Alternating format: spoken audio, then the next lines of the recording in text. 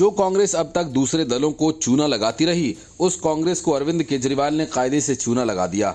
हालांकि कांग्रेस के संदीप दीक्षित और अजय माकन जैसे नेताओं को शुरू से ही केजरीवाल की नीयत पर संदेह था, लेकिन दिल्ली की सत्ता हासिल करने के चक्कर में कांग्रेस आलाकमान अपने नेताओं की अनसुनी करते हुए केजरीवाल पर भरोसा कर बैठे और अब उन्हीं के हाथों मात खा गए, क्योंकि केजरीवाल ने साफ तौर पर ऐलान कर दिया कि आम आदमी पार्टी कांग्रेस के साथ किसी किस्म का समझौता नहीं करेगी, न पंजाब में न दिल्ली में।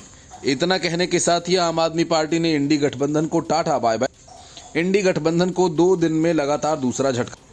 एक दिन पहले जयंत चौधरी ने किनारा किया और संसद में जाकर सत्ता पक्ष की तरफ बैठ गए और अब केजरीवाल ने इंडी गठबंधन को ठेंगा दिखा दिया। असल में अरविंद केजरीवाल को कांग्रेस से कुछ मतलब साधने थे और इसी वजह से आम आदमी पार्टी इंडी गठबंधन में तब तक शामिल नहीं हुई जब तक राज्यसभा में कांग्रेस ने आम आदमी पार्टी को दिल्ली सेवा बिल को लेकर अपने समर्थन का ऐलान नहीं कर दिया।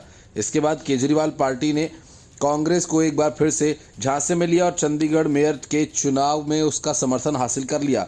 वो तो चुनाव में खेला हो गया, नहीं तो आम आदमी पार्टी कांग्रेस की मदद से चंडीगढ़ में अपना मेयर बना। आम आदमी पार्टी को समर्थन देने के लिए कांग्रेस ने अपने घोषित उम्मीदवारों के नाम तक वापस ले पूरा। इन दोनों कामों के पूरा होते ही अरविंद केजरीवाल को कांग्रेस की कोई जरूरत नहीं और मौका पाते ही केजरीवाल ने गठबंधन करने से साफ तौर पर इनकार कर दिया। अरविंद केजरीवाल ने कहा कि आम आदमी पार्टी पंजाब की सभी 13 लोकसभा सीटें और चंडीगढ़ की 1 सीट पर चुनाव लड़ेगी।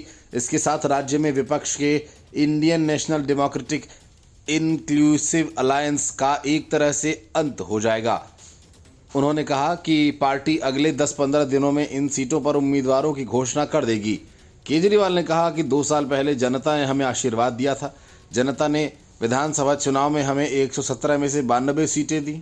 पंजाब में इतिहास रचा, उनसे हाथ जोड़कर आशीर्वाद मांगने आया हूं। दिल्ली के मुख्यमंत्री ने लोगों को संबोधित करते हुए कहा कि 2 महीने में लोकसभा के चुनाव होंगे।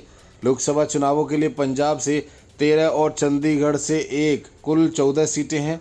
अगले 10-15 दिनों में इन सभी 14 सीटों पर अपने उम्मीदवारों की घोषणा कर दी जाएगी। आपको इन सभी सीटों पर आम आदमी पार्टी को जिताना होगा।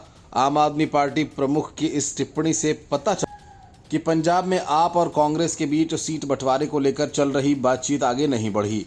पिछले महीने पंजाब के मुख्यमंत्री भगवंत मान ने भी कहा था कि उनकी पार्टी पंजाब की सभी 13 सीटों पर चुनाव लड़ेगी। पंजाब और दिल्ली कांग्रेस और आम आदमी पार्टी दोनों ने पिछले महीने चंडीगढ़ के मेयर चुनाव में एक, जिससे संकेत मिला था कि वे लोकसभा चुनाव में भी गठबंधन करेंगे। हालांकि अब केजरीवाल के बयान से साफ है कि दोनों के रास्ते अलग अलग हो चुके। Bureau report, news of